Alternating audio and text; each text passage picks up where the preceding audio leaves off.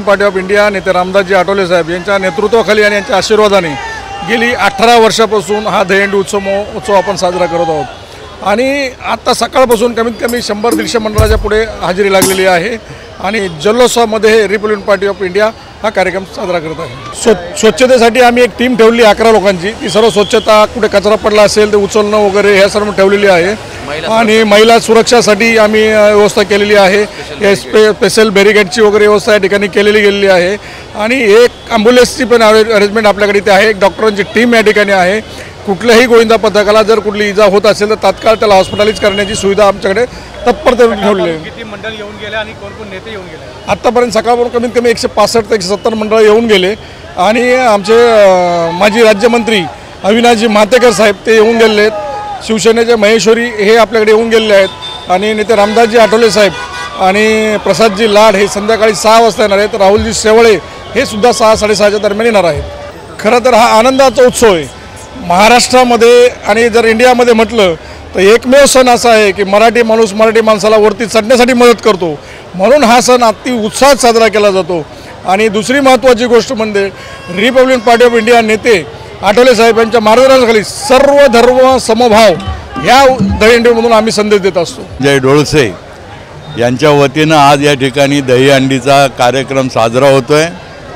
गेली 18 वर्ष संजय डोळसे यांनी ही प्रथा पाळलेली आहे आणि अतिशय मेहनतीनं या ठिकाणी ते आणि शिस्तबद्धपणे हा कार्यक्रम करतात। या वर्षीचं वैशिष्ट्य असं आहे की महिलांनासुद्धा या ठिकाणी वेगळी दहीहंडी तयार करायची इथे सोय केलेली आहे। एक गोष्ट खरी आहे की गेले 2 महिन्यामध्ये जे काही देशामध्ये घडत आहे, विशेषतः महिलांच्यावरती ज्या प्रकारचे अत्याचार होत आहेत, तर त्यातून महिला आणि पुरुष यांच्यामधला संघर्ष उभा राहतो की काय अशी परिस्थिती तयार झालेली आहे आणि सरकार याच्यामध्ये काही करण्यामध्ये अपयशी ठरत चाललेलं आहे। विशेषतः पोलीस डिपार्टमेंट याच्यामध्ये अपयशी ठरत चाललेलं आहे।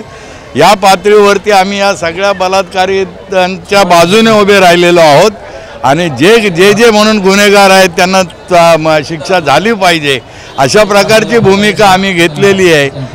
आणि या पातळीवरती ज्या वेळेला सण आणि असे काही उत्सव येतात त्यावेळेला सर्वांना एकत्र घेऊन काम करण्याची मोठी जोखीम आता कार्यकर्त्यांच्यावरती आहे। संजय डोळसे यांनी अतिशय समर्थपणे ती पार पाडली, याबद्दल मी त्यांना धन्यवाद देतो।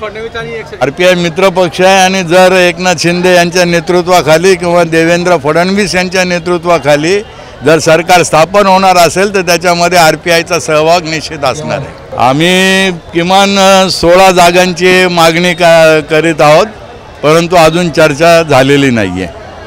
वर्षानुवर्ष हा रिपब्लिकन पार्टी ऑफ इंडिया संलग्न कलाकुंज मित्रमंडळ आणि केंद्रीय सामाजिक न्यायमंत्री आमच्या सगळ्यांचे मार्गदर्शक नेते रामदासजी आठवले साहेब यांच्या नेतृत्वाखाली हा कार्यक्रम आज 18 वर्षापासून आम्ही लावतोय आणि सगळ्यात ईश्वराची कृपा आहे का ह्या 18 वर्षामध्ये कधीच कुणाला गालबोट ह्या कार्यक्रमाला लागला नाही।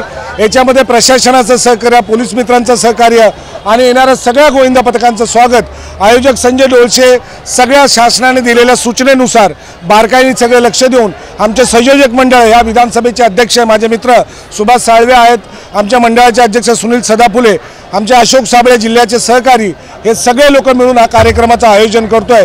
तुम्ही सगळे मीडियाचे जे सहकारी आमचे मित्र हे सगळे हा कार्यक्रमाला प्रदर्शित करत असतात, पण तुमच्या सगळ्यांच्या आशीर्वादाने हा कार्यक्रम वर्षानुवर्ष असंच पुढे राहील असं आम्ही ग्वाही देतो आणि थांबतो। गेल्या 18 वर्षापासून रिपब्लिकन पार्टी ऑफ इंडिया संलग्न कलाकुंज मित्रमंडळ यांच्या माध्यमातून प्रमुख संयोजक संजय डोळसे यांच्या नेतृत्वाखाली या ठिकाणी दहीहंडी महोत्सवाचं आयोजन होत आहे।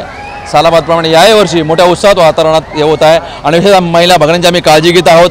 महिलांमध्ये जो आपला महाराष्ट्रामध्ये उद्रेकचं वातावरण आहे ते शांत करण्याचा किंवा त्यांना संविधानिक आम्ही सांगतोय फाशी शिक्षा हा भाग जरी असला, अनेक मंडळं त्या महिलांचे आपले फ्लॅक्स लावत आहेत की त्या नराधमांना फाशी व्हायला पाहिजे, पण फाशी एक संविधानात मार्ग व्हायला पाहिजे आमचं एक म्हणणं आहे। आम्ही त्यांना समजावण्याचा प्रयत्न करतो की निश्चित फाशी व्हायला पाहिजे, ज्या नराधमाने आमच्या भगिनीचा अपमान केला आहे त्यांना फाशी व्हायला पाहिजे आणि ती फाशी होत असताना संविधानाच्या मार्फत त्यांना फाशी होणं गरजेचं आहे। देशामध्ये डॉक्टर बाबासाहेब आंबेडकर संविधान या ठिकाणी देशाला सन्मानपूर्वक घेऊन जाईल आणि जगातलं सर्वश्रेष्ठ संविधान हे संविधान डॉक्टर बाबासाहेब आंबेडकर संविधान आहे आणि या दहीहंडीच्या माध्यमातून आम्ही संविधानाचा सन्मान करत आहोत।